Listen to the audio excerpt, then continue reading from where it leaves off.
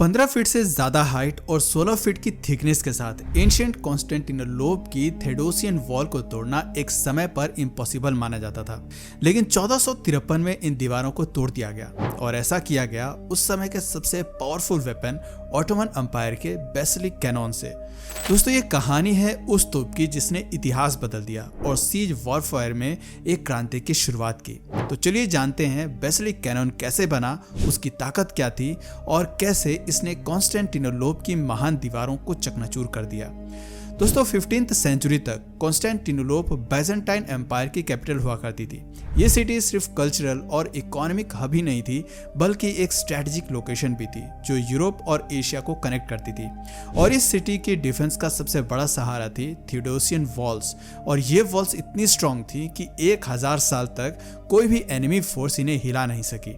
लेकिन 12th और 13th century के बाद बाइजेंटाइन एम्पायर वीक होने लगा और 1453 तक आते आते कॉन्स्टेंटिनोपल की पॉपुलेशन केवल 40,000 के आसपास रह गई। वहीं दूसरी तरफ ऑटोमन एम्पायर, जो बाद में तुर्किश एम्पायर के नाम से जाना गया, अपनी बाउंड्रीज को एक्सपेंड करके ताकतवर हो रहा था और अपनी इसी ताकत को और ज्यादा बढ़ाने के लिए उसने अपने 21 साल के नौजवान सुल्तान मोहम्मद II की लीडरशिप में कॉन्स्टेंटिनोपल पर कब्जा करने का प्लान बनाया। उस समय ऑटोमन आर्मी के पास करीब 80,000 सोल्जर्स थे और 70 कैनन्स थी, जबकि बाइजेंटाइन एम्पायर के पास सिर्फ 7,000 सोल्जर्स थे कॉन्स्टेंटिनोपल की रक्षा के लिए। लेकिन फिर भी बाइजेंटाइन फोर्सेस को अपने किंग एम्परर कॉन्स्टेंटाइन 11 और शहर की थेडोसियन वॉल्स पर पूरा भरोसा था। कॉन्स्टेंटिनोपल की थेडोसियन वॉल्स उस जमाने में दुनिया की सबसे स्ट्रांग और बेस्ट सिक्योरिटी वॉल्स मानी जाती थी। ये दीवार एम्परर थेडोसियन II के रूल के समय बनाई गई थी। ये लाइमस्टोन के बड़े और मजबूत टुकड़ों से बनी थी, जो शहर को जमीन और समंदर दोनों तरफ से प्रोटेक्ट करती थी। सुल्तान मोहम्मद II को ये बात पता थी कि अगर कॉन्स्टेंटिनोपल पर कब्जा करना है तो इसके लिए कॉन्स्टेंटिनोपल की दीवारों को पार करना होगा, और कॉन्स्टेंटिनोपल की दीवारों को पार करना आसान नहीं है। इसीलिए उसने अपनी आर्मी के लिए एक ऐसा वेपन बनाने का फैसला किया जो कॉन्स्टेंटिनोपल की दीवारों को तबाह कर सके। दोस्तों, यहीं पर एंट्री होती है हंगेरियन इंजीनियर ऑर्बेन ऑर्बेन की।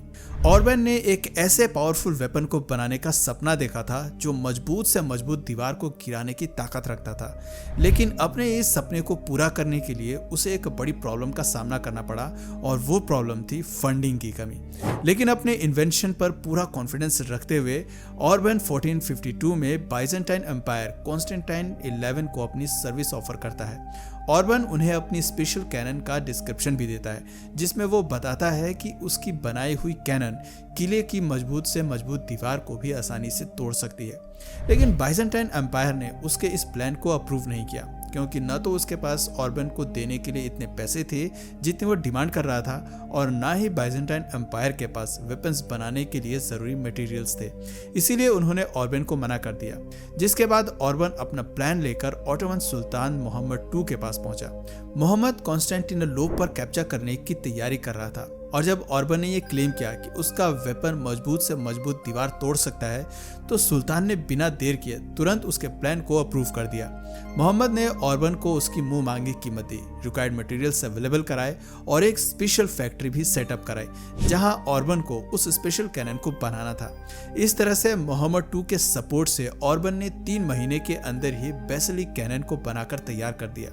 दोस्तों, ये कैनन 27 फीट लंबी और 30 इंच चौड़ी थी।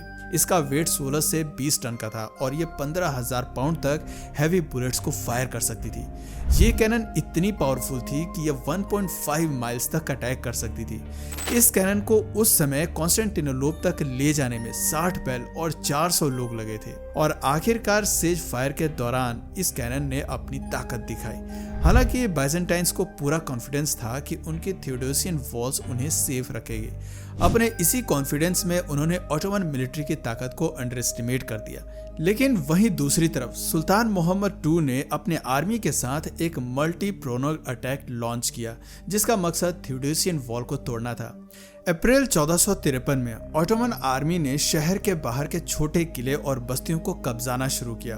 110 शिप्स की फ्लीट ने समुद्र के रास्ते से कॉन्स्टेंटिनोपल पर अटैक किया, जबकि कैनन्स को जमीन पर थेडोसियन वॉल्स के नजदीक मगर सेफ डिस्टेंस पर तैनात कर दिया। 6 अप्रैल 1453 को ऑटोमन आर्मी ने कॉन्स्टेंटिनोपल को चारों तरफ से घेर लिया। मोहम्मद ने 70 छोटी कैनन्स के साथ वॉल्स पर अटैक करना शुरू किया, लेकिन यहाँ सबसे बड़ा इम्पैक्ट ऑर्बन की बेसिलिक कैनन डालती है। बेसिलिक कैनन की फर्स्ट शॉट कॉन्स्टेंटिनोपल की इनर दीवार को झुका देती है, लेकिन अभी भी ये वॉल कंप्लीटली ब्रेक नहीं हुई थी। लेकिन इस शॉट का इफेक्ट इतना ज्यादा था कि बाइजेंटाइन डिफेंडर्स को ये समझ में आने लगा कि उनकी डिफेंस सिस्टम वीक हो रही है। इसके बाद बेसिलिक कैनन का सेकेंड शॉट फायर किया जाता है, जो कॉन्स्टेंटिनोपल की वॉल्स में 30 फीट का गैप क्रिएट कर देता है। दोस्तों, ये गैप इस वॉर का एक टर्निंग पॉइंट साबित हुआ। इस गैप ने ऑटोमन सोल्जर्स को कॉन्स्टेंटिनोपल के अंदर घुसने की अपॉर्चुनिटी दे दी। एक्चुअली इस गैप के खुलने से ऑटोमन सोल्जर्स को डायरेक्टली शहर में घुसने का मौका मिल गया। बेसिलिक कैनन की साइज और पावर ने न सिर्फ कॉन्स्टेंटिनोपल के डिफेंस को तोड़ने में मदद की, बल्कि उसने बाइजेंटाइन सोल्जर्स और सिविलियंस के मनोबल पर भी बहुत बड़ा इम्पैक्ट डाला। कैनन की भयानक आवाज और उसका प्रभाव देखकर लोगों में डर का माहौल बन गया। बाइजेंटाइन डिफेंडर्स के पास ऐसे भयानक वेपन का सामना करने का कोई वेपन नहीं था और आखिरकार 29 मई 1453 को कॉन्स्टेंटिनोपल पर ऑटोमन एम्पायर ने कब्जा कर लिया। दोस्तों, ये इंसिडेंट सिर्फ कॉन्स्टेंटिनोपल के फॉल का सिंबल नहीं था, बल्कि ये मिडिवियल इरा के एंड और मॉडर्न वॉरफेयर की शुरुआत का भी एक सिग्नल था। ये पहली बार था जब गन पाउडर आर्टिलरी ने थ्योडेसियन वॉल्स जैसे एडवांस डिफेंस सिस्टम को डिस्ट्रॉय किया था। दोस्तों, बेसिलिक कैनन के इम्पैक्ट ने यूरोपियन पावर्स को ऑटोमन एम्पायर की टेक्नोलॉजिकल एडवांसमेंट के प्रति अलर्ट कर दिया। इसने दूसरे नेशंस को अपने डिफेंसिव स्ट्रेटजीज को रीथिंक करने पर मजबूर कर दिया। लेकिन जहां बेसिलिक कैनन में इतनी सारी खूबियां थीं, वहीं इसमें कुछ कमियां भी थीं। जैसे कि अब तक आप समझ गए होंगे, बेसिलिक कैनन था तो बहुत पावरफुल, लेकिन इसका साइज और वेट इतना ज्यादा था कि इसे दूर तक ले जाना बेहद मुश्किल और झंझट भरा काम था। इसी वजह से कॉन्स्टेंटिनोपल के गिरने के कुछ साल बाद ही इसका डिजाइन यूज होना बंद हो गया, लेकिन इसका हिस्टोरिकल सिग्निफिकेंस बना रहा। इसने कैनन के कई और डिजाइन को इंस्पायर किया, जैसे 1464 में सुल्तान मोहम्मद II के लिए द डार्डन एल्गोन नाम की एक बड़ी कैनन बनाई गई, जो बेसिलिक कैनन के डिजाइन पर बेस्ड थी और पूरी तरह ब्रॉन्ज से बनी हुई थी। ये तोप करीब 340 साल तक यूज में रही और एक वक्त पर टर्किश आर्मी ने इसे ब्रिटिश रॉयल नेवी के अगेंस्ट भी यूज किया। इसी तरह रशिया में 16th सेंचुरी के एंड में बेसिलिक कैनन से इंस्पायर्ड एक और बड़ी कैनन बनाई गई, जिसे द सार कैनन के नाम से भी जाना जाता है। यह दुनिया की सबसे बड़ी कैलिबर कैनन मानी जाती है, लेकिन इसे कभी भी एक्चुअल वॉर में यूज नहीं किया गया। इसका इंपॉर्टेंस ज्यादातर सिंबॉलिक था। आज भी ये क्रेमलिन के बाहर रखी हुई है और रशिया के मिलिट्री हिस्ट्री का एक अहम सिंबल बनी हुई है।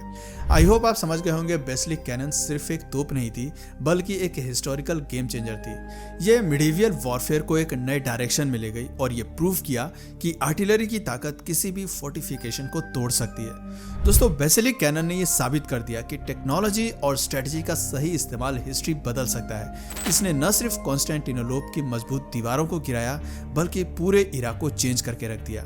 आज भी जब हम मॉडर्न वॉरफेयर और आर्टिलरी के डेवलपमेंट को देखते हैं, तो हमें कहीं ना कहीं बेसिलिक कैनन जैसी हिस्टोरिक तोपों का इन्फ्लुएंस दिखाई देता है। ये एक सिंबल ऑफ पावर, टेक्नोलॉजी और मिलिट्री एडवांसमेंट थी, जिसे हमेशा हिस्ट्री में याद रखा जाएगा।